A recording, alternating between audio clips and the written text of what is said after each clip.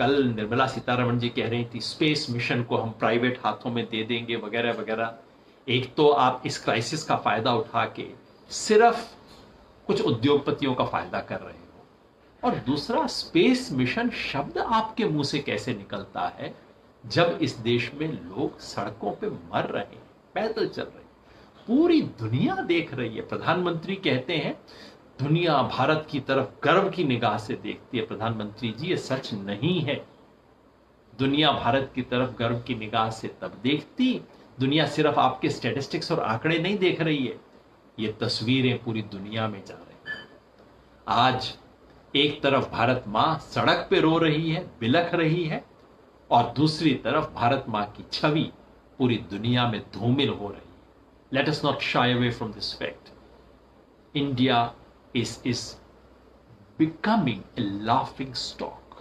अगली बार किसी यूएन में खड़े होकर आप बोलेंगे भारत ये सोचता है, भारत वो सोचता है, कोई थोड़ा सा आपका कोट खींच के बोलेगा भाई साहब मैंने पिछले महीने कुछ तस्वीरें देखी थी। ये स्थिति हो रही है इस वक्त हमारी। इस वक्त जो हमारी आंख के सामने हो रहा है, इसका जवाब हमसे आज से 100 साल बाद भी मांगा जाएगा। लोग पूछेंगे उस हिंदुस्तान में जो स्पेस मिशन भेजता था, उस हिंदुस्तान में जो बुलेट ट्रेन चलाने की सोचता था, उस हिंदुस्तान में जो 5 ट्रिलियन इकोनॉमी की बात करता था, वहां लोग इस तरह से जा रहे हैं। कल शाम को दिल्ली के एक समूह से मिला, फोटो नहीं खिंचवाई मैंने, लगाई नहीं, लेकिन समूह से मिला, जा रहे थे पैदल। दिल्ली की छोटी सी बस्ती है गोपालपुर, वहां से निकल के जा रहे थे। मैंने पूछा कहां जाएंगे, बैठे हुए थे बस स्टैंड पे, थोड़ा विश्राम कर रहे थे। पूछा मैंने कहां जाएंगे, बताया महोबा। महोबा यानी कि उत्तर प्रदेश का बुंदेलखंड का जो इलाका है, बहुत गरीब इलाका है देश का। पूछा क्यों जाएंगे, कहा भाई साहब पहले तो 14 तारीख का इंतजार किया, फिर 3 तारीख का इंतजार किया, ये तो जी चलता ही जाएगा। अब मकान मालिक किराया मांग रहा था। मैंने कहा कितना किराया, कहता 2000 महीने का किराया था। अब कब तक इंतजार करते। आज ही बता रहे थे कि दूसरे लोग मोहल्ले के जा चुके हैं, उनमें से 1-2 का फोन आ गया कि हम गांव पहुंच चुके हैं, इसका मतलब हम भी जा सकते हैं। बस कह रहे हैं दिल्ली का बॉर्डर क्रॉस कर लो पैदल किसी तरह, उसके बाद कोई ट्रक कोई ना कोई तो दया करके तुम्हें बैठा लेगा। महिलाएं भी चल रही। दिल्ली से महोबा तक कोई 400-500 किलोमीटर की दूरी होगी। पैदल अपना पूरा सामान लिए, गठरी, वो जो प्लास्टिक के बोरियों के अंदर बांधे हुए सामान, चले जा रहे थे। पूरे देश में ये दृश्य है। और इसलिए मैं कहता हूं आज अब सवाल पूछने का वक्त आ गया है। आज 17 मई, 3 लॉकडाउन के फेज पूरे हो चुके हैं। आज 17 मई, जबकि इस देश की वित्त मंत्री ने अपने पैकेज की धारावाहिक की 5वीं किस्त भी पूरी कर ली। वो भी मैंने देख लिया। अब देखने का धीरज नहीं बचा है पूरे 1-1 घंटे के भाषण देखने का, उनके अहंकार को देखने का और उनके झूठ को देखने का इतना धीरज नहीं बचा है। लेकिन मैंने पढ़ लिया जो कुछ उन्होंने कहा था। वो हिंदी में गाना है पुराना, याद है आपको, देख ली तेरी खुदाई अब मेरा दिल भर गया। आज सब करने के बाद मुझे यही लगता है कि हां, देख ली तेरी खुदाई अब मेरा दिल भर गया। अब सवाल पूछने का वक्त है। आप में से जो साथी शुरुआत से हमारी बात सुनते आ रहे हो, फेसबुक लाइव पिछले 2 महीने से हम लगातार करते आ रहे हैं, 23 तारीख से पहले हमने शुरू कर दिया था। और हम क्या कह रहे थे, पहले दिन से हमने कहा यह अभूतपूर्व संकट है, किसी को इसका अनुभव नहीं है, भूल किसी से भी होगी, धीरज रखें। सरकार को इस वक्त सहयोग की जरूरत है, विरोध के लिए विरोध करना हमारा धर्म नहीं है। जब सरकार ने कहा, प्रधानमंत्री ने घोषणा की कि देश में लॉकडाउन होगा, कई साथियों ने विरोध किया, मैंने लिखकर समर्थन किया। कहा कि आज की परिस्थिति, दुनिया की हालत देखते हुए, डॉक्टर और एक्सपर्ट जो बोल रहे हैं वो देखते हुए, और कोई विकल्प नहीं है। अगर वो अनाउंस करते हैं, हमें सहयोग करना चाहिए, जहां तक हो सके सरकार का समर्थन करें, उसको कंस्ट्रक्टिव बातें बताएं कि ये आप इंप्रूव कर सकते हैं, ये कमी बेशी रह गई, ये इसको ठीक कर लीजिए, लेकिन ये विरोध के लिए विरोध का वक्त नहीं है, मैंने कहा था। फिर उसके बाद प्रधानमंत्री ने उससे पहले घोषणा की थी जनता कर्फ्यू की, जिसमें हमने कहा समर्थन कीजिए।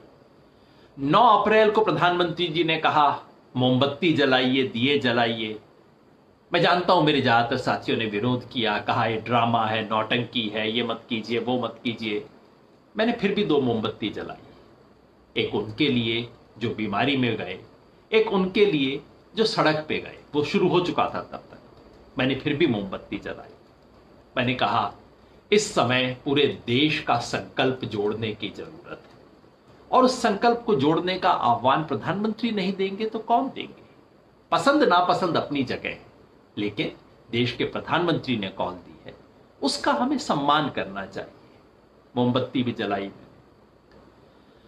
पहला लॉकडाउन का अरसा पूरा हो गया, सबने कहा कि अभी तक तो इससे कुछ नहीं हुआ, केसेस बढ़ते जा रहे हैं। आपको ध्यान होगा मैंने बहुत विस्तार से पूरे बाकी सब देशों का विश्लेषण करके कहा था कि नहीं, दूसरों से स्थिति हमारी थोड़ी बेहतर है। यह कहा था कि कोरोना जाने वाला नहीं है, बहुत समय रहेगा, लेकिन सरकार को कुछ समय चाहिए, ब्रीदिंग स्पेस चाहिए, ताकि सरकार तैयारी कर सके आगे के लिए, अर्थव्यवस्था के लिए, अस्पतालों के लिए, वेंटिलेटर के लिए, क्वारंटाइन के लिए तैयारी करने के लिए वक्त चाहिए। तो हमें ब्रीदिंग स्पेस मिल जाएगा, यह बात कही, और कहा कि एक्सटेंड सरकार करती है तो सहयोग करना चाहिए। तो आलोचना के लिए आलोचना करना पहले दिन से हमने नहीं किया, इसके लिए कई आलोचना हमने भी सही, लेकिन अब 3 फेज पूरे होने के बाद आज वक्त है सवाल पूछने का, आज वक्त है जवाब मांगने का। उनसे जिनके हाथों में इस देश की बागडोर है, उनसे जो छोटी बड़ी किसी कुर्सी पर बैठे हैं। मुझे मतलब नहीं कि कहां बीजेपी वाले कुर्सी पे बैठे हैं, कहां कांग्रेस वाले कुर्सी पे बैठे हैं, कहीं शिवसेना है तो अकाली हैं, चाहे तृणमूल है, जो कुर्सी पे बैठे हैं आज उन सब से सवाल पूछने का वक्त है। 3 बड़ी चीजों पे 3 बड़े सवाल पूछने हैं। पहला, वो सवाल जो अब तक मैंने पूछा नहीं, इस बीमारी को संभालने में सरकार क्या वाकई कुछ भी कंट्रोल कर पा रही है? पिछले 24 घंटे में इस देश में रिकॉर्ड टूटा है केसेस का, और सरकार, जैसा मैंने पिछली बार भी बताया था, आपको कई बार बता चुका हूं, सरकार इस तरह के ग्राफ जनता के बीच में डालती रही है। ये पॉल साहब हैं, प्लानिंग कमीशन के मेंबर हैं, सरकार को एडवाइज करते हैं, अखबारों के हिसाब से उनके द्वारा बनाया गया ग्राफ था। अगर ये ग्राफ सच होता तो कल 16 तारीख को इस देश में नए केसेस की संख्या 0 हो जानी चाहिए, लेकिन केसेस बढ़ के अब 4000 को पार करके 5000 के करीब हो गए। मेरा कल का बना हुआ ग्राफ है, इसको लाल लाइन और भी ऊंची होनी चाहिए। क्या सरकार जनता के साथ पूरा सच बता भी रही है? कहीं ऐसा तो नहीं कि रायता फैलना शुरू हो गया है? मैंने ध्यान से देखा, आज हम 90,000 केसेस पे हैं। कितने दिन पहले हम इससे आधे पे थे? 3 मई को। 13 दिन पहले हमारे केसेस आधे थे, यानी कि 13 दिन में हमारे केसेस दुगने हुए। अब कई लोग कहते हैं देखिए 13 दिन में हुए हैं, 7 दिन में नहीं हुए। बहुत अच्छी बात है, 7 दिन में नहीं हुए, 13 दिन में दुगने हुए, लेकिन दुगने होते जा रहे हैं। और जिन एक्सपर्ट पे विश्वास करना चाहिए, जिन्होंने, जब पॉल साहब का ग्राफ आया था तो बहुत एक्सपर्ट थे जिन्होंने कहा था ना इस ग्राफ को मत देखिए, कम से कम जून एंड तक बढ़ेगा, जुलाई मिडिल तक बढ़ेगा, हो सकता है जुलाई अंत तक भी जाए। सो मैंने बैठ के सिंपली कैलकुलेशन किया कि मान लीजिए 13 दिन छोड़ दीजिए, 14 दिन आप मान लीजिए, 14 दिन में अगर केसेस डबल होते हैं तो इस महीने के आखिर तक 1,80,000 केस, अगले महीने यानी कि जून की 14-15 तारीख तक 3,60,000 केस, और जून महीने के अंत तक 7 और 8 लाख के बीच में कहीं जाएंगे, अगर ये रफ्तार होती है। यानी कि हो सकता है अमेरिका के बाद हम नंबर 2 हो जाए। वैसे इस बीच रूस है, रूस में अभी भी ज्यादा है, और रूस की क्योंकि संख्या बहुत ज्यादा है इसलिए रूस हमसे बहुत तेजी से आगे बढ़ सकता है इस संख्या में। तो दूसरे या तीसरे नंबर पे तो ये जो शुरू में बात हो रही थी कि पूरी दुनिया में कोरोना वायरस फैल गया है, बस हिंदुस्तान ने उसको बचा लिया है, अब वैसा नहीं लगता। वायरस फैल रहा है और उसका एक महत्वपूर्ण कारण यह है कि जिस वक्त लोगों को घर वापस भेजने पर कुछ नहीं होता, लगभग 0 चांस था वायरस के फैलने का, उस वक्त हमने भेजा नहीं।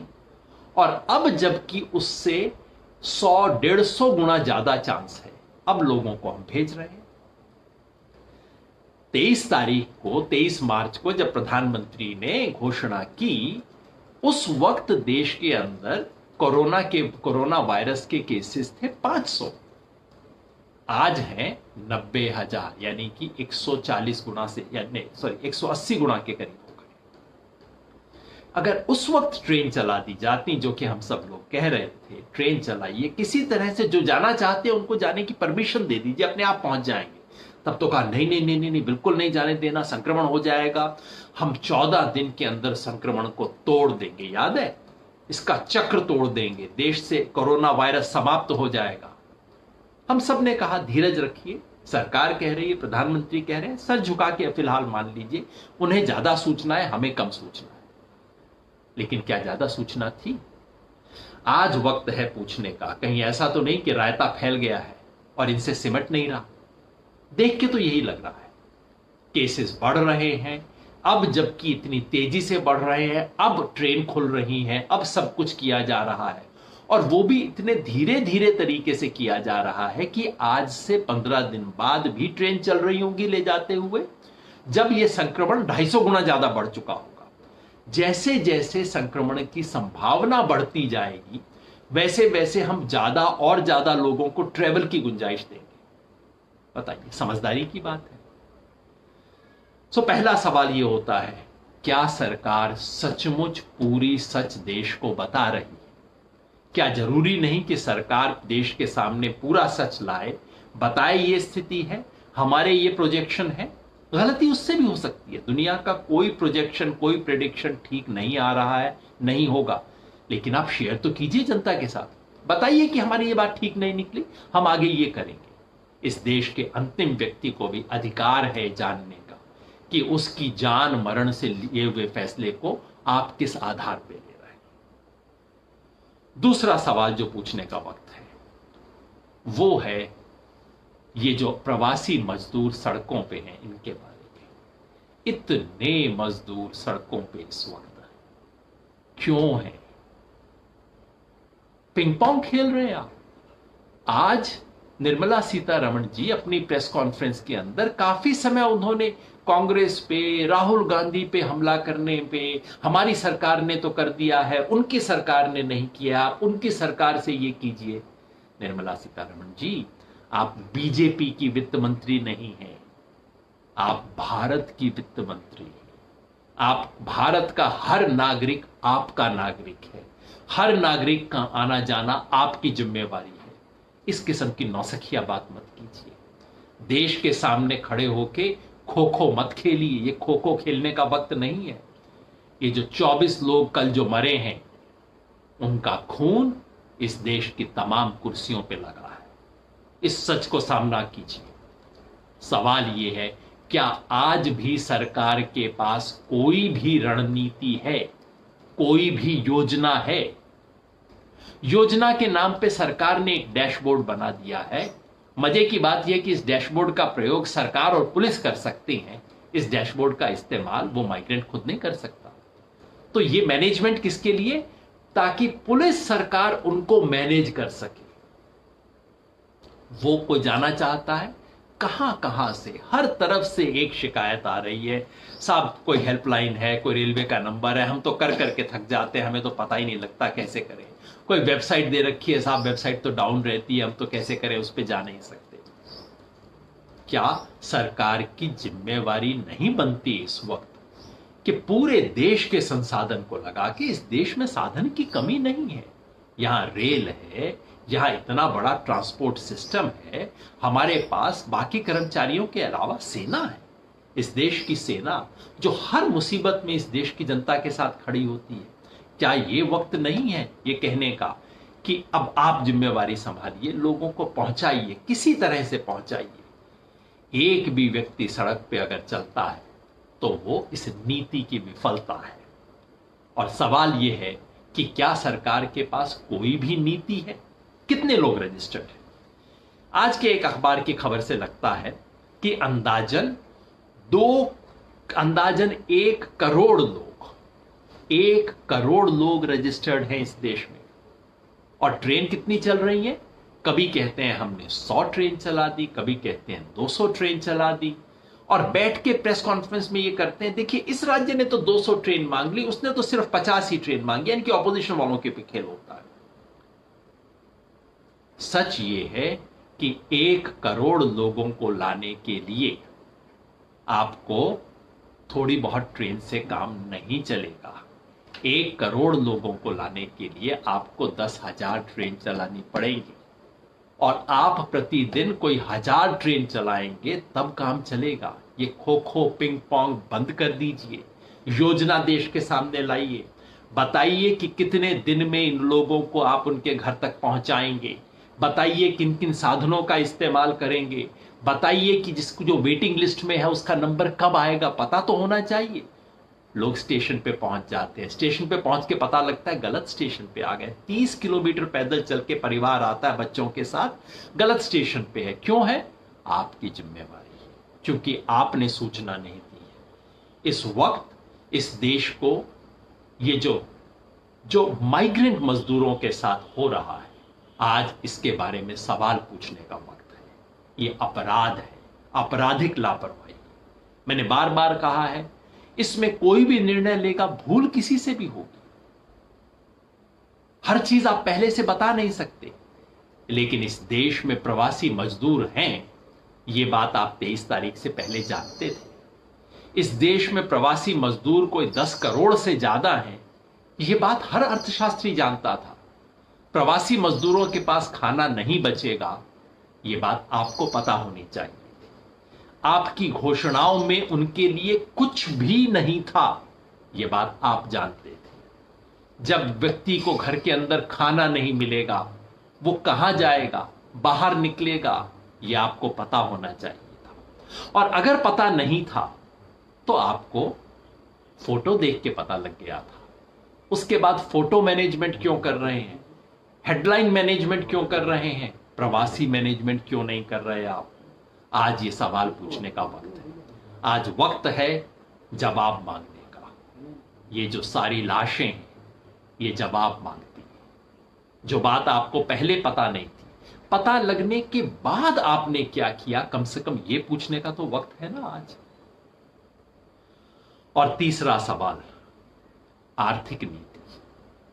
इस देश की अर्थव्यवस्था चौपट हो गई, आपके कारण नहीं, लॉकडाउन के कारण। आपने उसके लिए क्या किया? पूरी दुनिया की सरकारें कुछ कर रही हैं। मैंने बताया, यूरोप अमेरिका की सरकार ने कहा है हर परिवार को इतने $1000 का चेक मिलेगा। इंग्लैंड की सरकार ने कहा है आप अपनी दुकान में, आप अपनी फैक्ट्री में लोगों को तनख्वाह दीजिए, उस तनख्वाह का 80% सरकार देगी। चलिए, उनके पास ज्यादा पैसा है, हमारे पास कम है, हम अपने हिसाब से दें। वो डॉलर में देते हैं, हम रुपए में दें। जितनी हमारी चादर है हम उस हिसाब से पैर पसारें, लेकिन कुछ तो दें। 5 दिन के इस धारावाहिक के बाद निर्मला सीतारमण जी हमें कहां तक लेके आई हैं? आपको ध्यान होगा, कल मैंने 3 पर्चियां बनाई थी, पीली पर्ची, लाल पर्ची और ये ऑरेंज पर्ची। पीली पर्ची उन चीजों की थी, जाओ सरकार ने घोषणा की, लेकिन जो जबानी जमा खर्च था, जिसमें सरकार की जेब से कोई पैसा नहीं जाता था। लाल पर्चियां मैंने उनकी दिखाई थी जहां सरकार की जेब से पैसा जाता था, और ये ऑरेंज पर्ची उनकी थी जहां सरकार ने कुल मिला के दावा तो ज्यादा किया है, लेकिन सरकार की जेब से खर्च कम होगा। आज 5 दिन का धारावाहिक पूरा हो गया। धारावाहिक के अंत में पहली बार सरकार ने एक लिस्ट जारी की है, कहते हुए कि हमारा पैकेज कुल कितना है। पता है कितना है? 20,97,000 करोड़ का। तो बधाई हो, मोदी जी ने तो खाली 20 बोला था, अब आपको लगभग 21 मिल गए। उसको देखने में पता है क्या पता लगा? दो तीन चीजें पता लगती हैं। एक तो ये कि घोषणा करते वक्त स्वयं मोदी जी नहीं जानते थे कि कितने का पैकेज होगा, नहीं तो जैसा कि आप उन्हें जानते हैं 20,97,000 की बजाय वो 21 करवा देते उसको। यानी कि देश के सामने घोषणा करते वक्त तक तय नहीं हुआ था कि पैकेज क्या देना है। रोज शाम को बैठ के कुछ हिसाब किताब होता होगा।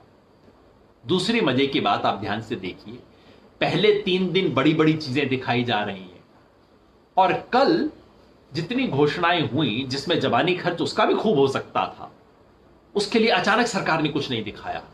क्यों? क्योंकि 20 का आंकड़ा तो पूरा हो चुका था।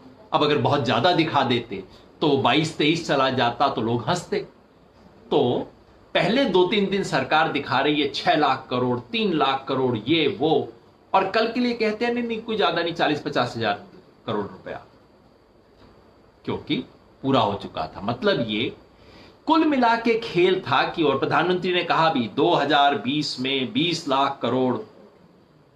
खेल खेल रहे हो आप देश के साथ कि 20 का आंकड़ा करना है, किसी तरह से 20 का आंकड़ा कर देना बस। इतनी अगंभीरता से तो कोई छोटा सा दुकानदार अपना टैक्स रिटर्न फाइल नहीं करता, करे तो इनकम टैक्स अथॉरिटीज उल्टा लटका दे। अगर ऐसा कच्चा हिसाब लेके कोई स्टूडेंट अपने मैथ्स के टीचर के पास जाएगा ना, तो मेरे जमाने के जो मैथ्स टीचर होते थे वो कॉपी फेंक दिया करते थे, बेटा जरा ठीक करके लाना तब आएगा। इस तरह का हिसाब देश को दिया जा रहा है 1-1 घंटा प्रेस कॉन्फ्रेंस करके। कल और आज में जो घोषणाएं हुई हैं, आपको ध्यान होगा मैंने कल अपनी बातचीत में सारी पर्चियों को जोड़ जाड़ के बताया था कि अब तक 18 लाख करोड़ के करीब का हिसाब मिला है, और कुल खर्चा कितना था सरकार की जेब से? 1,28,600 1,28,600 करोड़ का खर्चा था, जिसमें से मैंने बताया कोई 86,000 करोड़ तो बिल्कुल डायरेक्ट लाल पर्ची का था, और 42,000 करोड़ जिसको मैंने ऑरेंज पर्ची कहा है उसमें से था। तो ये था। पिछले 2 दिन में कितना ऐड हुआ है? 2 चीजें जुड़ी हैं। एक तो कल निर्मला सीतारमण जी ने कहा वायबिलिटी गैप फंडिंग होगी, जो अच्छी चीज है, 8,100 करोड़ रुपए इसके, तो ये लाल पर्ची उसकी भी मैंने जोड़ दी है। और एक आज उन्हें अचानक याद आया, मतलब ऐसा लगता है रोज शाम को बैठ के गणित करते हैं कि अच्छा कल क्या घोषणा कर दें, अच्छा ये बोल दें, कोई फर्क तो नहीं पड़ता, अरे ये रह गया, 20 का गिनती पूरी नहीं, चलो इसके अंदर जोड़ देते हैं। तो आज अचानक इन्हें मनरेगा याद आ गया, जो पहले बात हो चुकी थी। कहा मनरेगा के लिए 40,000 करोड़ रुपया अतिरिक्त हम देंगे। अच्छी घोषणा है, होना चाहिए, और ये रियल खर्चा है सरकार का। लेकिन जो लोग मनरेगा जानते हैं वो बताते हैं कि सरकार ने अपने बजट में वैसे ही इतना कम प्रावधान किया था कि उसको 20,000 करोड़ तो बढ़ाना ही पड़ता है इन एनी केस, क्योंकि सिर्फ 60,000 करोड़ का प्रावधान किया था। सरकार के अपने बजट के हिसाब से कम वो 90 करोड़ के करीब, 90,000 करोड़ होना चाहिए, तो 30,000 करोड़ तो वैसे ही जोड़ने थे। खैर वो इन्होंने जोड़ दिया, तो मैंने उन सबको जोड़ के हिसाब किया। कुल मिला के ये जो आपको लगभग 21 लाख करोड़ का पैकेज दिया गया है, उसकी सच्चाई क्या है? उसमें 1,76,700 करोड़ सचमुच का खर्चा है, बाकी जबानी खर्च 1,76,700। मतलब कहा गया है 21 लाख, और उस 21 लाख के पैकेज को जब आपने खोला, उसमें से रैपिंग निकाली, भूसा निकाला, रुई निकाली, सब कुछ चीजें निकाली, तो उसके बाद वास्तव में आपके हाथ में कितना आया? वास्तव में आया 1,76,700, यानी कि हमारी जीडीपी का 1% भी नहीं है। हमारी जीडीपी का 1% होता है कोई 2,20,000 करोड़ रुपए के करीब। तो भारत सरकार ने जीडीपी का वास्तव में 1% भी खर्च नहीं किया। प्रधानमंत्री ने घोषणा की थी 10% खर्च करेंगे, क्योंकि दूसरे देशों ने घोषणा की हुई है। अब उसको मैच तो करना है, मैच करने का पैसा नहीं है, करने की इच्छा नहीं है, इसलिए बस कर दो घोषणा, किसी तरह से देखा जाएगा, बाकी भर दो, भूसा भर दो उसके अंदर। पैकेज में भूसा होगा सर, लोगों के दिमाग में भूसा नहीं। इस देश में अर्थशास्त्री है, इस देश में कुछ ईमानदार पत्रकार भी हैं, और वो सब बता रहे हैं कि ये सब पुरानी घोषणाएं, इसके अंदर कुछ नहीं है, रियलिटी में सिर्फ इतना है। तो याद रखिए, जैसे ही अब आपको बार बार अगले कई महीने तक बताया जाएगा 10% ऑफ जीडीपी, उसमें से एक जीरो काट दीजिएगा साहब, 1% से कम है, थोड़ा सा ईमानदारी से बोलिए। जब वो कहेंगे 20,97,000 करोड़ रुपया, उन्हें कह देना साहब है तो एक्चुअली 1,76,000 करोड़ रुपए, इतना क्यों, इतना मतलब क्यों लगा रहे हो, ये सब कहना पड़ेगा। ये हुआ था। कुल मिला के खेल क्या है? कुल मिला के खेल ये है कि इनके जेब तो है सिली हुई और मुंह है खुला हुआ। जेब सिली हुई यानी कि उसमें से तो पैसा निकलेगा नहीं, लेकिन मुंह खुला हुआ है, बोलेंगे खूब। वो जबकि देश में इतना बड़ा संकट है, इतनी भारी जरूरत है, उद्योगपति बोल रहे हैं, कल अजीम प्रेम जी ने बोला, किरण शॉ मजूमदार ने बोला, ये सब लोग कह रहे हैं कि लोगों को डायरेक्ट इनकम सपोर्ट दे दीजिए। बिजनेस वाले कह रहे हैं कि भाई हमारे को और लोन देके क्या करोगे, हम तो लोन का इस्तेमाल नहीं कर सकते। बैंक वाले कह रहे हैं कि आप हमें लिक्विडिटी तो दे रहे हो, हमसे कौन लेने आएगा और हम किसको देंगे, कर्जा दो और कर्जा दो, क्योंकि पैसा नहीं देना। और पैसा क्यों नहीं देना? पैसा इसलिए नहीं देना क्योंकि पैसा एक तो पहले फिजूल खर्ची की जा चुकी है, और दूसरा अब और पैसा इकट्ठा करने के लिए पैसे वालों पर टैक्स लगाना पड़ेगा। मैंने कल भी बताया था, इस देश के टॉप 1% लोग, सिर्फ 1%, 99% जनता को छोड़ दीजिए, सिर्फ 1% की संपत्ति पर यदि आप टैक्स लगाएं, 2% टैक्स लगा दें सिर्फ, तो उससे 6 से 8 लाख करोड़ रुपया आ जाएगा। यानी कि वास्तव में मोदी जी ने जितना दिया है 1,67,000, इसका 4 गुना ज्यादा खर्च सरकार कर सकती है अगर इस देश के टॉप 1% लोगों पर सिर्फ 2% उनकी संपत्ति पे टैक्स लगा दे। लेकिन उनकी संपत्ति पे टैक्स जब लगेगा फिर दिक्कत हो जाएगी। फिर दोस्तों का क्या होगा, फिर बड़ी बड़ी कंपनियों का क्या होगा जो इतने इलेक्टोरल बॉन्ड्स खरीदते हैं जिसका आपको मुझे पता भी नहीं लगता किसने खरीदे हैं, उन बॉन्ड्स का क्या होगा, ये पीएम केयर के अंदर पैसा देने वालों का क्या होगा, ये धन्ना सेठों का क्या होगा, आज ये सवाल है। तो जब भी कोई कहे सरकार के पास पैसे नहीं है, पलट के कहिए सरकार के पास टैक्स लगाने की इच्छा नहीं है, सरकार के पास हिम्मत नहीं। इसलिए दोस्तों अब वक्त है कुछ साफ बात कहने का। अब हो गई अनुनय विनय, हो गया कि हां धीरज रखेंगे, धीरज आज भी रखेंगे, आज भी ऐसा कुछ नहीं करेंगे जिससे सरकार की गाइडलाइन, जिससे सरकार के नियम मर्यादा टूटे, क्योंकि हमें देश को मदद करनी है, देश के लिए संकट खड़ा नहीं करना। लेकिन अब वक्त है कुछ बातें सीधी पूछने का, कुछ सीधे प्रस्ताव इस देश के सामने रखने का। मेरा सुझाव है हम सब मिलके अब 6 चीजों की मांग करें, बाकी सब होता रहेगा। मैंने पहले सोचा था कि आपके सामने पूरा हिसाब रखूं, किस किस तरीके से सोर्सेज आ जाएंगे, लेकिन सारी दुनिया जानती है, कितनी बार कह चुके हैं। अब अनुनय विनय का वक्त समाप्त है। अब सीधे सीधे इनकी आंख में आंख डाल के जो भी कुर्सी पे बैठा है, बड़ा छोटा, किस सरकार से है, किस पार्टी से है, फर्क नहीं पड़ता, सबसे अब ये देश सीधी 6 मांग करता है। और मैं चाहता हूं हम सब इसको इस देश का एजेंडा बनाएं, इसके ऊपर अब हम आत्मनिर्भर हो जाएं। मोदी जी आत्मनिर्भरता की बात करते हैं, तब मुझे लगा वो जो औरत कल अपने सर के ऊपर इतनी बड़ी बोरी उठा के चल रही थी, मुझे लगा ये देखो ये है आत्मनिर्भरता। लेकिन ये ऐसी आत्मनिर्भरता है जो नहीं होनी चाहिए। इस देश की जनता आत्मनिर्भर है, इस देश के लोग आत्मनिर्भर हैं, और अब इसके सवाल हम उठाएंगे। अब तक हमने आपकी सुनी, अब हम आपको सुनाएंगे। पहली मांग, मजदूर की घर वापसी, बिना शर्त, बिना देर, बिना खर्च। एक टाइम फ्रेम के अंदर, 1 सप्ताह से ज्यादा टाइम बिल्कुल नहीं लगना चाहिए। Within 1 week everyone who wants to go home should be able to go home। मजदूर की घर वापसी इस देश का पहला एजेंडा होना चाहिए। इसके लिए आप ट्रेन इस्तेमाल कीजिए, ट्रक इस्तेमाल कीजिए, बस इस्तेमाल कीजिए, आप रेलवे को इस्तेमाल कीजिए, ट्रांसपोर्ट यूनियन इस्तेमाल कीजिए, आप आर्मी का इस्तेमाल कीजिए।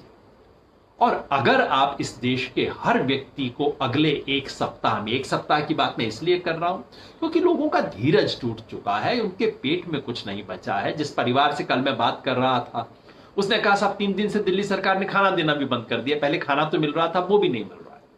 अब सब व्यवस्था टूट रही है, धीरज खत्म हो गया है, पैसा खत्म हो गया है, अब उन्हें जाना है और अभी संक्रमण बढ़ रहा है। अगर अगले 7 दिन में नहीं किया तो संक्रमण की पॉसिबिलिटी और ज्यादा बढ़ जाएगी। जितना डिले करेंगे उतना कोरोना वायरस का इंफेक्शन तेजी से फैलेगा। इसलिए पहली चीज याद रखिए, घर वापसी, बड़ी घर वापसी की चर्चा होती थी ना, अब ये वाली घर वापसी कर दीजिए। मजदूर की घर वापसी होनी चाहिए, उन्हें वापस लाइए बिना देर, बिना शर्त। यहां के हैं ये फॉर्म भरा के नहीं, वो रजिस्ट्रेशन, कोई शर्त नहीं, और बिना खर्च। ये जो अश्लील बातें इस देश में हुई हैं, सरकारें एक दूसरे से इस पे जो बहस कर रही थी, 700 रुपए की टिकट कौन देगा, तुम दोगे तो नहीं, तुम इंतजाम करो, ये इस देश के लिए बहुत शर्म की बात रही है। दूसरी बात, जब तक कोरोना तब तक करोना, करो मतलब इलाज, free treatment, full treatment, full care. हर व्यक्ति को एक स्पष्ट घोषणा हो कि किसी भी व्यक्ति को यदि कोरोना होता है, ये उसकी अपनी गलती से नहीं हो रहा, बाहर से आया है, दुनिया की महामारी है, कम से कम उस व्यक्ति की पूरी जिम्मेवारी सरकार लेगी। और पूरी जिम्मेवारी का मतलब टेस्ट हो, क्वारंटाइन हो, अस्पताल में जाना पड़े, आईसीयू में जाना पड़े या वेंटिलेटर की जरूरत पड़े, सारी जिम्मेवारी सरकार लेगी। सरकार ये पूरी सूचना देश के सामने रखे, आज कितने आईसीयू हैं, कितने बेड्स हैं, कितने क्वारंटाइन की सुविधा है, कितने वेंटिलेटर हैं, कृपया देश के सामने आंकड़े रखिए।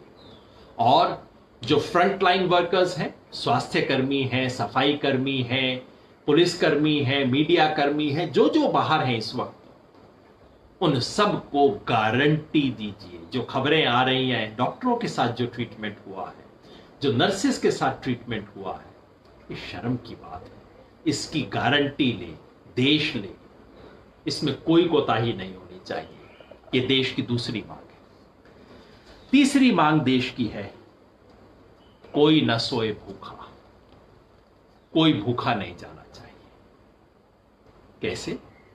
यूनिवर्सल राशन जो व्यक्ति मांगे, बार बार ये कह रहे हैं, मेरे कोई एक राजनेता की मांग नहीं है, दुनिया के सबसे अच्छे अर्थशास्त्री जिन्होंने भूख और गरीबी का अध्ययन किया है, वो बता रहे हैं इस वक्त आप शर्त मत लगाइए। इस वक्त केवल इतना कहिए, जो राशन की दुकान पर आ जाएगा, जो राशन मांगेगा उसको हम राशन देंगे।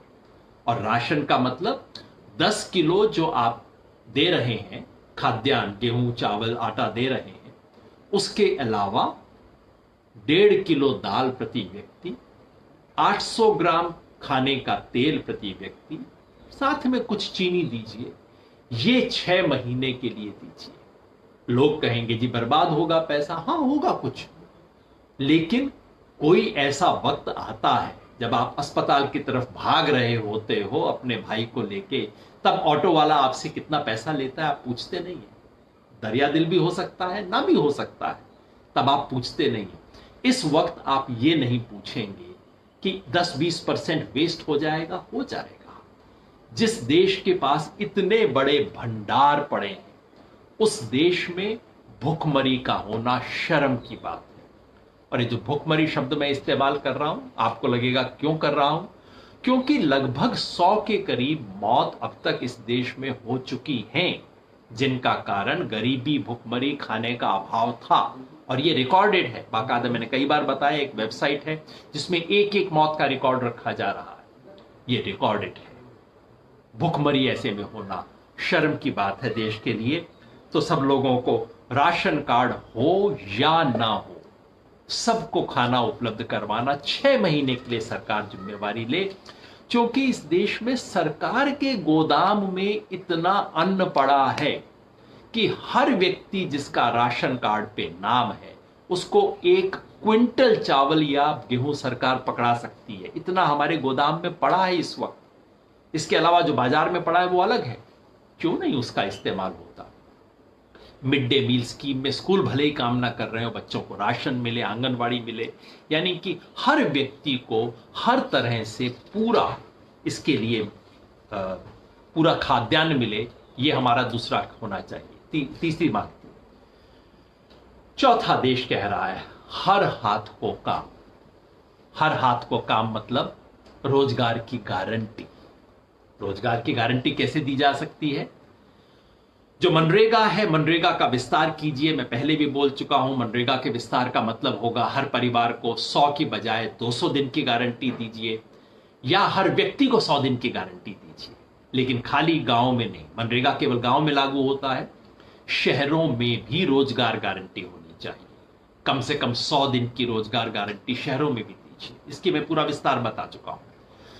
जो लोग वापस जा रहे हैं, अपने गांव जा रहे हैं, शहर में अटके हुए हैं, अगर इन्हें रोजगार नहीं मिला तो भुखमरी की नौबत आएगी, आ रही है, इस स्थिति पे लोग पहुंच गए हैं।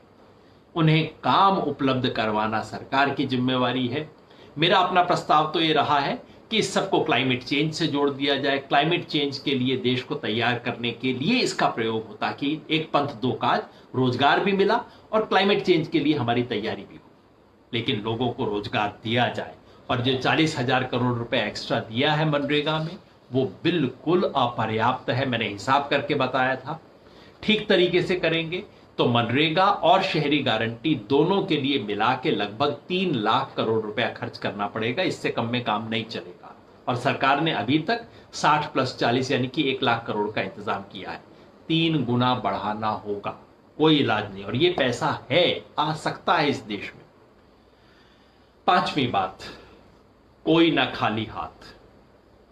घर में सैलरी आ रही है, वो रुके ना। मैंने आपको सर्वे दिखाया था कुछ दिन पहले कि लगभग आधे लोग जिनके पास सैलरी आती है उनकी सैलरी रुक चुकी है। क्योंकि सैलरी वाले उस तरह के एम्प्लॉय नहीं है जो प्रॉपर पीएफ और ये वाले एम्प्लॉय होते हैं, ज्यादातर कॉन्ट्रेक्चुअल है। कंपनी ने कहा नहीं, अब तो सैलरी, अब तो काम कुछ नहीं हो रहा, तुम्हारी सैलरी रुक गई। काम धंधा रुका, सैलरी बंद हो गई है। क्या किया जा सकता है? 2 काम कर सकती है सरकार। नंबर 1, इनमें से जो कर्मचारी ईपीएफ के अंदर दर्ज हैं, सब कुछ है, उनको सरकार सीधा पूरी तनख्वाह न दे, 1/3 दे दीजिए। आप लोन के रूप में उनको कुछ समय के लिए दे दीजिए, खासतौर पे कंपनी के मालिक को। कंपनी को आप कहिए कि ठीक है, 3 महीने तक आप नहीं कर पा रहे, ये छोटा हिस्सा हम दे रहे हैं, 10% हम दे रहे हैं, बाकी 25% का आपको लोन दे रहे हैं। जब आपकी स्थिति बेहतर हो जाए तब आप रिटर्न कर देना, लेकिन पैसा सीधा एम्प्लॉइज के पास हम भेजेंगे, ज्यादा नहीं। मैं नहीं कहता आप पूरी तनख्वाह दे दीजिए, 1/3 तनख्वाह भी उनके घर में पहुंच गई तो राशन पानी चलता रहेगा, घर चलता रहेगा, बाहर आने की नौबत नहीं आएगी, किराया मकान का दिया जा सकेगा, बच्चों की फीस दी जा सकेगी, खर्चा निकल आएगा। कम से कम इतना न्यूनतम करने की जरूरत है। कोई व्यक्ति केवल इसलिए कि उसकी नौकरी चली गई और ऐसे समय में अगर उसको बाहर आने पे मजबूर होता पड़ता है तो ये सरकार की जिम्मेवारी है। और छठी बात, सूदखोरी बंद करो।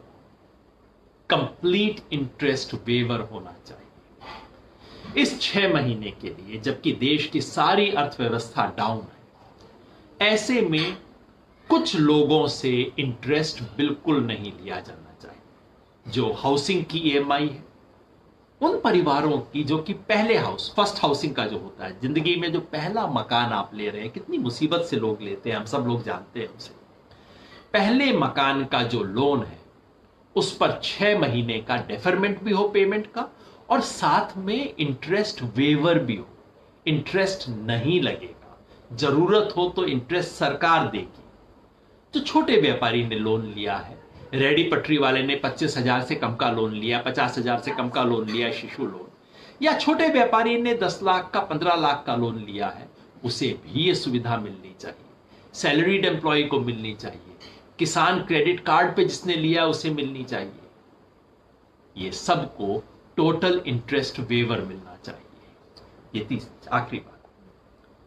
तो ये 6 मांग है इस वक्त देश, ये 6 सूत्री जो कार्यक्रम है, मैं चाहता हूं, आपके जरिए चाहता हूं, सबके जरिए चाहता हूं कि ये 6 सूत्री कार्यक्रम एक राष्ट्रीय कार्यक्रम बने। सरकार का पैकेज तो हमने देख लिया, अब हमें आवाज उठानी होगी। आप पूछेंगे हम क्या कर सकते हैं साहब, हम तो सरकार नहीं है, हम तो घर पे बैठे हुए हैं, बाहर जाएंगे पुलिस तंग करेगी। हम घर पे बैठे हुए भी बहुत कुछ कर सकते हैं। और आज मैं आपके सामने सिर्फ प्रस्ताव और प्रपोजल देके नहीं जाना चाहता, मैं आपको जोड़ना चाहता हूं। क्योंकि एक तरफ वो लोग हैं जो बड़ी बड़ी कुर्सियों पे बैठे हैं, दूसरी तरफ वो हैं जो कि कुर्सी पे जाने का ख्वाब देख रहे हैं, और आप और मैं बाहर खड़े हुए उन दोनों को देख रहे हैं। एक दूसरे की टांग खींच रहा है, दूसरा पहले को प्रेस कॉन्फ्रेंस में, राष्ट्रीय प्रेस कॉन्फ्रेंस में खड़े हो के गालियां दे रहा है। ये क्या हो रहा है इस देश में? क्या इस तरह से हम इस देश को, इस राष्ट्रीय इमरजेंसी से निपटेंगे, या कि हम सब लोग मिलकर खड़े होंगे? और मैं आज आपको प्रस्ताव देना चाहता हूं, आमंत्रित करना चाहता हूं, हम सब लोग जुड़े। ये जो 6 सूत्री कार्यक्रम है, आपको ठीक लगा कि नहीं लगा? अगर नहीं लगा तो आप बताइए, सुनेंगे, हम सब मिल के बात करेंगे, बदलेंगे इसे। लेकिन आज जनता को खड़े होने की जरूरत है। आज एक राष्ट्रव्यापी आंदोलन की जरूरत है। आंदोलन से मेरा मतलब नहीं कि सड़क पे आ जाइए, आप सारी चीजों को डिस्टर्ब कीजिए, वायलेशंस कीजिए, लॉकडाउन को तोड़िए, नहीं, मैं ऐसी सब बातें कुछ नहीं कह रहा। हमारा देश है, आज देश में संक्रमण फैलता है तो हमारा नुकसान है ना। हम ऐसा कुछ नहीं करेंगे जिससे संक्रमण फैले, लेकिन हम सवाल पूछेंगे। अब सिर्फ चुप बैठने, धीरज रखने का वक्त खत्म हो गया। पहले धीरज रखना बहुत जरूरी था, अब धीरज रखना ठीक नहीं है। अब धीरज का वक्त खत्म हो गया है। अब सवाल पूछेंगे, जवाब मांगेंगे।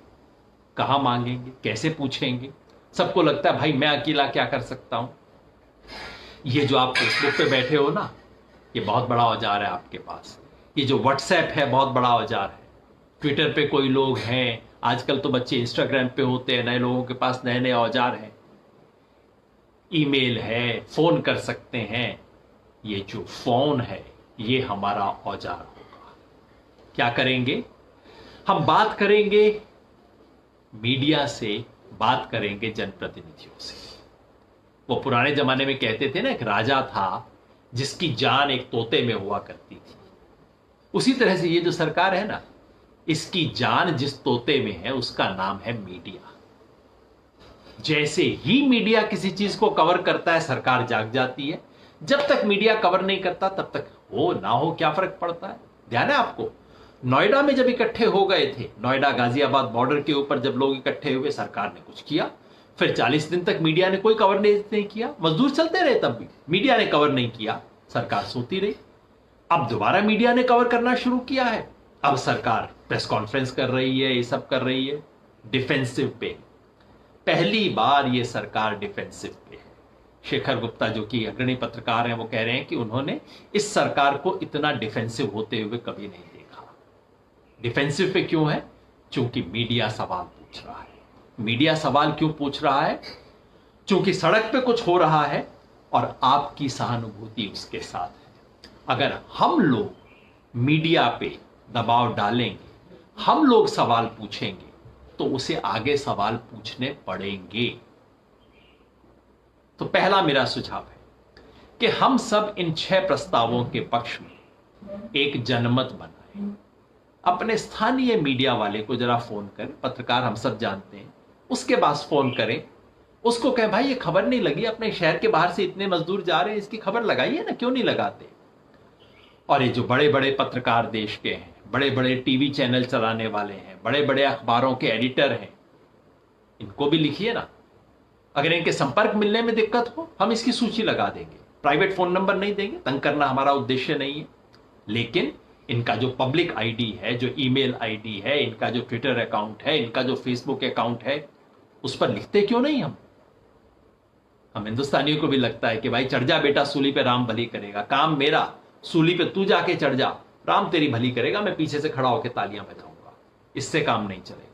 अब हमें कुछ करना होगा, और हम जो कर सकते हैं वो ये है कि हम सवाल पूछें, हम मीडिया के जरिए सवाल पूछें, मीडिया से सवाल पूछें कि अच्छा आप क्यों नहीं कवर कर रहे साहब? जिस दिन देश में सबसे ज्यादा मौत की संख्या हुई उस दिन आपने खुशखबरी इसके ऊपर क्यों छापी? आपने क्यों नहीं सही बात बताई? पूछना बनता है ना। तो हम सवाल पूछना शुरू करेंगे मीडिया से, मीडिया के बड़े बड़े एडिटर से, और विश्वास कीजिए 10 फोन भी चले गए किसी के पास, मीडिया एजेंसी के पास 10 मैसेज व्हाट्सएप के चले गए, 15 ईमेल आ गई, ट्विटर के ऊपर 50 लोगों ने कमेंट कर दिया। लोगों को लगता है हाँ भाई ये तो करना पड़ेगा, मामला सीरियस है।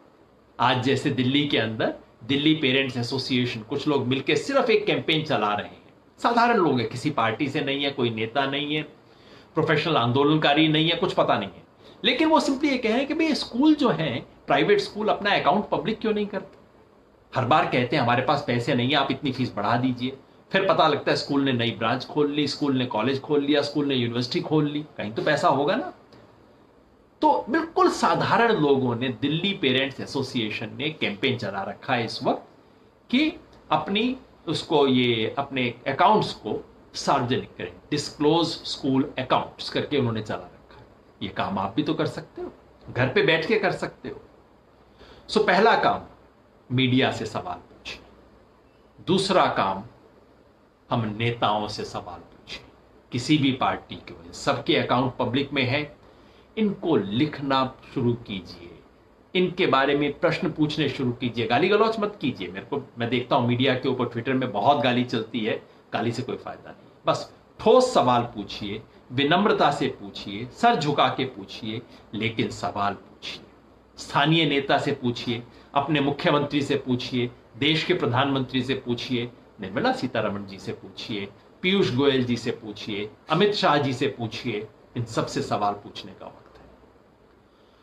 और तीसरा, हम सब अपनी नेकी को जोड़ें। इस देश की सबसे बड़ी समस्या यह है कि यहां बेईमान बदमाश संगठित रहते हैं और ईमानदार बिखरे हुए रहते हैं। उन ईमानदारों को एक दूसरे से जोड़ना आज इस देश के लिए सबसे बड़ा काम है। वो एक राष्ट्रीय आंदोलन है जो चलाने की जरूरत है। वो कैसे होगा? आप ऐसे लोगों से संपर्क कीजिए, और आप यदि इस अभियान से जुड़ना चाहते हैं तो आप अपना नाम, पता, फोन नंबर, ईमेल आईडी, जो कुछ भी आप उचित समझें, आप इस कमेंट बॉक्स में डालिए। कई साथियों ने पहले भी डाला है, लेकिन आज विशेष अनुरोध है मेरा कि आप ये सब अपने इस कमेंट बॉक्स में डालिए। ये जो फेसबुक वाली बात है, जो मैंने आज बात रखी है, इसका एक वीडियो बना देंगे, उसको एक यूट्यूब के अंदर डाल देंगे, आप शेयर कीजिए। कम से कम ये काम तो हम कर सकते हैं। अच्छे लोगों की शिनाख्त कोई एक व्यक्ति दिल्ली में बैठा, मुंबई में बैठा नहीं कर सकता, आप कर सकते हैं। आप जानते हैं कौन लोग बेहतर हैं, किन किन को जोड़ा जा सकता है, आपसे बेहतर कोई नहीं जानता। तो हम सब इसकी शिनाख्त करें, हम सब इनको जोड़ें और इस राष्ट्रीय आंदोलन का हिस्सा बने। ये मेरा अनुरोध है, क्योंकि हम कई बार, हिंदुस्तानियों की आदत है शिकायत करना, हम पसंद करते हैं, ये नहीं हो रहा, वो नहीं हो रहा, आप बताइए क्या करेंगे, आप ये कर दीजिए, आप वो कर दीजिए। बिल्कुल सही बात है, लेकिन हम भी तो जिम्मेवारी लेना, वो जिम्मेवारी लेना हमारा फर्ज बनता है। इसलिए मैं आपसे अनुरोध कर रहा हूं। प्रश्न आने शुरू हो गए हैं। संदीप कटारिया जी कह रहे हैं, सर क्या हमारी सरकार कुछ करेगी या क्या ये मजदूर ऐसे ही मरते रहेंगे? भैया, सरकार ने जो करना था वो तो देख लिया आपने संदीप भाई, अब हमें कुछ करना होगा। सरकार तो यही करेगी, खो खो के खेल खेलेंगे, एक दूसरे पे थुक्का पजियत करेंगे। इनको कोई शर्म नहीं आती, इनका दिल नहीं पसीजता। मुझे तो कई बार लगता है कैसे सोते होंगे ये लोग ये रात को, ये देखते हुए कि मैं इस देश का रेल मंत्री हूं, जो लोग रेल के ऊपर होने चाहिए थे वो रेल के नीचे आ रहे हैं। उसके बाद मुस्कुरा मुस्कुरा के प्रेस कॉन्फ्रेंस में बात करना, पता नहीं किस तरह के इंसान होंगे जो ये करते हैं। लेकिन अब बस छोड़िए, कितनी आलोचना करेंगे। अब हम अपने आप से पूछें कि हम क्या करेंगे। हमें कुछ करना होगा, मजदूर तो ऐसे ही चलेंगे, यही नाटक चलता रहेगा। और ये कि रेलवे ने ये नोटिफिकेशन कर दिया, हम क्या करें जी, ये लोग तो आ नहीं सके थे। जब इनकी रैली होती है ना पार्टियों की, तब कितना आसानी से आ जाते हैं, तब नहीं कहते कि नहीं नहीं नहीं बड़ी समस्या है ट्रांसपोर्ट की, लोग आ नहीं सकते। पार्टी की रैली करनी है, चुनाव की रैली करनी है, कैसी व्यवस्था रातों रात हो जाती है, लाखों लोग पहुंच जाते हैं। वो व्यवस्था आज नहीं होगी, क्योंकि आज कहीं अंदर से जरूरत महसूस नहीं होती। आपको मुझे होती है, हमें करना होगा। Prakash Sharma ji, what about this capitalist and pro religion government? आप सही कह रहे हैं, प्रो रिलीजन तो खैर नहीं है। प्रो रिलीजन ये सिर्फ दबदबे का मामला है। ये तो धर्म, ये जो प्रो रिलीजन तो वो सरकार हो ना जो किसी धर्म को तो माने। ये धर्म को मानने वाली सरकार है। ये जो सड़कों पे हो रहा है धर्म है, और ये जो सड़कों पे घिसट रहे हैं, जिनके पांव के छाले जिनके बारे में लिखा था, ये कौन से धर्म के हैं? क्या सारे नॉन हिंदूज हैं क्या? इनमें 90% तो हिंदू ही है ना जो चल रहे हैं। उनका दर्द भी इनको दिखता है। तो प्रो रिलीजन तो छोड़ दीजिए। मैं समझता हूं कि जो भी बड़े बड़े लेबल हो, हकीकत ये है कि ये सरकार आज इस जनता के खिलाफ है। जनता का दुख दर्द ये सरकार नहीं समझती। इतना निर्दयी, इतनी बेरहम, इतनी बेशर्म सरकार इस देश ने देखी नहीं। दूसरे कोई बेहतर नहीं थे, मैं उनके बारे में कोई ज्यादा अच्छी बात नहीं कहना चाहता, इनके बारे में तो हमेशा हमने आलोचना की है। इतनी निर्दयता इस देश ने देखी नहीं होगी। 2-3 दिन ये तस्वीरें देखते सरकारें पिघल जाती हैं, सरकारें गिर जाती हैं, और ये देख के इन्हें कोई फर्क नहीं पड़ता। मनीष सिंह कालाराम जी पूछ रहे हैं, देश के बुनियादी प्रवासी मजदूरों के खून पसीने पर खड़ी है यह आजादी के 72 साल बाद देश कहां खड़ा है? हमने देख लिया 72 साल बाद देश कहां खड़ा है। देश घिसट रहा है। इसलिए अब हम पूछें कि हम कहां खड़े हैं, हमने क्या काम करना है वो पूछें। क्योंकि कहीं ना कहीं ये जो गुस्सा है, गुस्सा कई बार बड़ी नकारात्मक ऊर्जा होती है, उबलता है निकल जाता है। इसलिए मैं कहता हूं गुस्सा हो तो ठंडा गुस्सा होना चाहिए। वो ठंडा गुस्सा जो किसी कंस्ट्रक्टिव काम में इस्तेमाल आता है, जो ऊर्जा देता है। मनीष सिंह यदुवंशी जी पूछ रहे हैं, why you are not asking Nitish Kumar to arrange buses for Bihari stranded outside Bihar? He has no responsibility over his people. बिल्कुल नीतीश कुमार की भी जिम्मेवारी है, लेकिन देखिए मैं बिल्कुल साफ कहता हूं, पहली जिम्मेवारी है केंद्र सरकार की। केंद्र सरकार की जिम्मेवारी इसलिए है कि भारतीय रेलवेज केंद्र सरकार चलाती है। केंद्र सरकार की जिम्मेवारी इसलिए है कि नेशनल डिजास्टर मैनेजमेंट एक्ट का इस्तेमाल केंद्र सरकार ने किया है। केंद्र सरकार की जिम्मेवारी इसलिए है कि सबसे अधिक रिसोर्सेज उसी के पास है। राज्य सरकारों के पास बहुत कम पैसे। राज्य सरकार की जिम्मेवारी उस दिन शुरू होती है जब वो पटना, दानापुर, भागलपुर, जहां भी जिस स्टेशन पर पहुंच गए, उसके बाद उनको गांव तक पहुंचाना, क्वारंटाइन में रखना, वो राज्य सरकार की जिम्मेवारी होनी चाहिए। हाँ, अगर कोई उत्तर प्रदेश में फंसा हुआ है उसको बस से ला सकते हैं, आप बस से लाइए।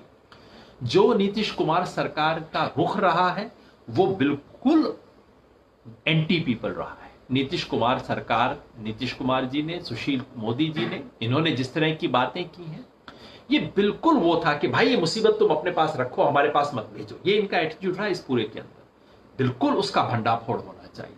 लेकिन पहली जिम्मेवारी केंद्र सरकार की, ये कभी नहीं भूलना चाहिए, क्योंकि केंद्र सरकार का खेल इस वक्त यही है कि भाई राज्य सरकार जाने, हमारे को क्या, हम तो मदद कर रहे हैं जी, आप जितनी ट्रेन कहोगे हम उसको अवेलेबल करवा देंगे, पैसा आप दे देना।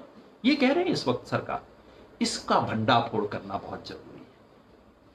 संदीप खंडेलवाल भाई पूछ रहे हैं, explain which box they are open for middle class too, because we do not think they gave anything for middle class people.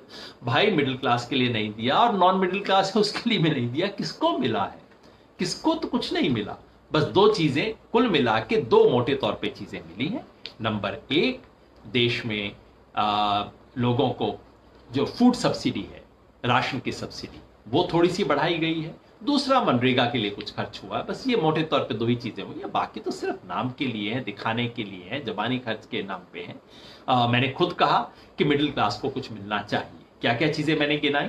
मैंने गिनाया कि ये जो हाउसिंग की EMI और इस तरह का छोटा लोन जिसने लिया है, उनको ब्याज से छूट मिलनी चाहिए। दूसरी बात मैंने बताई, सैलरी जिसको आ रही है, कॉन्ट्रेक्चुअल एम्प्लॉय है, कंपनी बंद हो गई, मालिक दे नहीं पा रहा है, ऐसे में सरकार उसको कम से कम 1/3 तनख्वाह दे ताकि उसका घर चल सके, गुजारा चल सके। कंपनी को लोन दे ताकि कंपनी इस बीच में पैसा इकट्ठा कर ले और कंपनी इस काम को आगे बढ़ा सके। तो ये बेहद जरूरी है। ब्रजेश कुमार कहते हैं संघ सरकार के कान पर जूं क्यों नहीं रेंग रहा है, आखिर इतना ओवर कॉन्फिडेंस क्यों है, ये इनको लगता है कि कोई कुछ इनका नहीं कर सकता। मैं भी कई बार सोचता हूं ब्रजेश भाई कि इन्हें डर नहीं लगता कि इन लोगों की हाय लगेगी, कि ये लोग जा जा के अपने गांव में किस्से बताएंगे, कि ये लोग याद रखेंगे। मैं समझता हूं कि ये डिमोनेटाइजेशन के बाद से ना एक वो आ गया है कि यार कुछ भी कर लो, आखिर में वोट तो डलवा ही लेंगे, कोई फर्क नहीं पड़ता। ये जो अहंकार है ये तोड़ने की जरूरत है, और ये तोड़ने का यही तरीका है कि मैं और आप बोलें, हमें बोलना होगा, हमें कुछ समय लगाना होगा। बार बार मैं ये कह रहा हूं, केवल ये सोचना कि मैं घर पे बैठा रहूंगा लेकिन कुछ बहुत अच्छा हो जाएगा, ऐसा नहीं होने वाला है। राजेश भारद्वाज जी पूछ रहे हैं कि सर संसदीय राजनीति के ढांचे ने लोकतंत्र को दबोचकर मृत प्राय कर दिया है, इससे मुक्ति का क्या विकल्प हो सकता है? राजेश जी, संसदीय राजनीति के ढांचे को शायद आज खत्म करने की जरूरत नहीं है, मुझे नहीं लगता उसे खत्म करना चाहिए। हाँ, संसदीय राजनीति अपर्याप्त है। संसद के साथ साथ में सड़क पे भी कुछ होगा। जैसा राम मनोहर लोहिया ने कहा था, जब सड़क सूनी हो जाती है तो संसद आवारा हो जाती है। तो आज हम सड़क पे नहीं जा सकते, लेकिन ये हमने सड़क बना ली है ना जिसपे हम बोल सकते हैं, एक दूसरे से बात कर सकते हैं। जब लोग जीवंत रहेंगे, अपनी आवाज उठाएंगे, सब पार्टियां लाइन पे आ जाएंगी, सरकार या तो लाइन पे आ जाएगी, नहीं आएगी तो हाशिए पे फेंकी जाएगी। हम यदि जीवंत नहीं है, हम कुछ नहीं कर रहे, तो क्यों परवाह करेगी सरकार, क्यों परवाह करेगी ऑपोजिशन? मनीष तिवारी, क्या सुप्रीम कोर्ट अभी भी ऐसे बुरे हालात में कोई निर्णय नहीं ले सकती? भाई ये तो आपने देख लिया ना, निर्णय अगर लेना होता तो ले लेते। कितनी बार प्रशांत भूषण चले गए, सारी बातें हो गई, कोर्ट के सामने एसजी ने बोल दिया कि एक भी व्यक्ति सड़क पे नहीं है, लिख के हलफनामे में दे दिया, उसके बाद सब कुछ आ गया। क्या कोर्ट बुला के पूछ नहीं सकता था तुम झूठ कैसे बोलते हो? पर्जरी बहुत सीरियस क्राइम होता है, कोर्ट के सामने हलफनामा दे के झूठ बोलना बहुत गंभीर अपराध है। क्या कोर्ट बुला के नहीं पूछ सकता था? तो ये तो सच्चाई है। अब इसीलिए मैं कह रहा हूं, इन संस्थाओं की तरफ बहुत ज्यादा सोचने की बजाय क्या हम एक बड़े सवाल के ऊपर सोचें, क्या हम कर सकते हैं, इन चीजों के बारे में सोचना शुरू करें। Pradeep Chaudhary ji, sir what is your opinion about lockdown, is it the right time to remove lockdown और नॉट?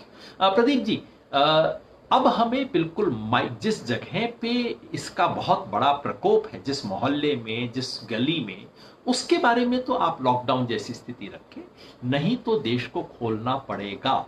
ये प्रिकॉशन जो कुछ हम लेते हैं, ये प्रिकॉशन अब हमें लेनी, सामान्य जीवन में लेनी पड़ेगी। अगर अर्थव्यवस्था को अब नहीं खोला गया तो बिल्कुल बैठ जाएगा। जितने लोग कोरोना से नहीं मरेंगे, उससे ज्यादा लोग गरीबी भूखमरी से मरेंगे। ऐसी स्थिति में हम ऑलरेडी पहुंच चुके हैं। दीपक गोसाई जी, नमस्कार। मेरे जैसे आम लड़कों के पास आज ऑप्शन क्या है, मतलब किसको वोट दें, अगर इनको नहीं तो प्लीज गाइड अस सर। गोसाई साहब, अच्छी बात यह है कि कल चुनाव नहीं होने वाला, वक्त है, और इस बीच आप अपनी ताकत खड़ी कर सकते हो। मैं बार बार कह रहा हूं, हमें नागरिकों का आंदोलन चलाना है। आप देखिए पिछले कई सालों से किन लोगों ने जनता के सवाल उठाए, जनता के दुख सुख, जनता के आंदोलनों में कौन खड़े रहे, उन सब लोगों को इकट्ठा करके एक मंच पे लाने की जरूरत है, जिससे कुछ बदलाव आ सकता है। आज इसके सिवा मुझे कोई रास्ता नहीं आता। सरकार पे दबाव डालना होगा। दबाव तभी होगा यदि जन संगठन होगा, और जन संगठन तभी बनेगा जब आप उसमें जुड़ेंगे। तो हम सब जो पूछते हैं क्या करें क्या करें, साथ में ये भी कहें मैं ये करने को तैयार हूं, आप क्या करें। अभयदीप बावा जी, what will be the effect on economy after this package, what will happen to unemployment? अभयदीप जी, जैसा तमाम इकोनॉमिस्ट लोगों ने भी कह दिया है, इस पैकेज से इकोनॉमी पे कोई फर्क नहीं पड़ेगा। थोड़ा सा एमएसएमईज को लोन मिलेगा, वो एक अच्छी चीज है, वहां फायदा हो जाएगा। कुछ बड़े उद्योगपतियों को ऐसे कंसेशन मिल गए जिसका इस संकट से कोई मतलब ही नहीं था। बड़ी बड़ी कंपनियों को मिल गए हैं जिनका नाम ए से शुरू होता है, तो उनको कई कंसेशन मिल गए। लेकिन इससे इकोनॉमी रिवाइव नहीं होगी, और इकोनॉमी रिवाइव नहीं होगी तो फिर अनएम्प्लॉयमेंट तो रहेगा ही रहेगा। बार बार अर्थशास्त्री कह रहे हैं कि अर्थव्यवस्था तब सुधरेगी जब लोग मांग करेंगे, जब लोग कहेंगे भाई मुझे चीज खरीदनी है। ये चक्र होता है, व्यक्ति दुकान पे जाता है, कहता है मुझे चीज चाहिए, दुकानदार ऊपर फोन करता है भाई डिमांड है तुम इस सामान को भेजो, वो सप्लायर इंडस्ट्री को फोन करता है भाई आपके यहाँ की डिमांड है आप इसका मैन्युफैक्चर करो, मैन्युफैक्चर आगे बैंक के पास जाता है मुझे मैन्युफैक्चर करना है मुझे लोन दो। ये सारा चक्र शुरू होता है नीचे से, डिमांड से। अगर डिमांड ही जनरेट नहीं होगी तो कैसे वो दुकानदार बेचेगा, इंडस्ट्रियलिस्ट कैसे बनाएगा, बैंक किसको लोन देगा। और इसीलिए तमाम अर्थशास्त्री बार बार कह रहे हैं किसी तरह किसी बहाने लोगों के हाथ में पैसा दो। बिल्कुल एलिमेंट्री कीन्जियन इकोनॉमिक्स है, लोगों के हाथ में पैसा दो ताकि वो खर्च करें, ताकि पूरा पहिया चलना शुरू हो। और सरकार इस वक्त ये करने की बजाय केवल कह रही है इंडस्ट्री को, दुकानदारों को, किसानों को तुम और कर्जा ले लो। अरे कोई कर्जा कैसे ले, कर्जा क्यों मिलेगा, कर्जा क्यों लेगा कोई? जिसको अपना माल बिकता दिखाई देगा, जिसको बाजार में मांग दिखाई देगी, वो कर्जा लेगा ना, नहीं तो कैसे लेगा। तो इसलिए ये इस वक्त का संकट है, और जब तक इसका जवाब नहीं होगा तब तक हमारी इकोनॉमी नहीं उठ रही है। और अब ये स्पष्ट है कि कोरोना की बीमारी, ये जो सारी बातें हुई थी कि आप बस 3 हफ्ते कष्ट सह लो, 2 हफ्ते और कष्ट सह लो, कोरोना खत्म हो जाएगा, इसकी चेन को हम तोड़ देंगे। तब भी मैं कहा करता था कि भाई ये चेन को तोड़ने जैसी हल्की बातें मत कीजिए, ये बहुत लंबी बीमारी है, कई साल तक, कई साल क्या मतलब परमानेंटली रहेगी। जैसे इन्फ्लुएंजा परमानेंटली है रहता है, मलेरिया है, डेंगू है, उस तरह से रहेगी ये बीमारी। हमें इससे डील करना सीखना होगा। तो अब ये तय है कि ये लंबे समय तक ये समस्या रहेगी, लेकिन क्या इस लंबे समय तक इकोनॉमी इंप्रूव हो पाएगी? और ये लगता है कि इकोनॉमी के चैलेंज को मीट करने के लिए अभी तक सरकार ने कुछ भी नहीं किया है जिससे फर्क पड़ सके। और यही आज की चैलेंज है, यही वो सवाल है जो हमें पूछना है। बहुजन समाज से जुड़ी हर खबर को देखने के लिए बहुजन टीवी को लाइक कीजिए, सब्सक्राइब कीजिए और शेयर कीजिए।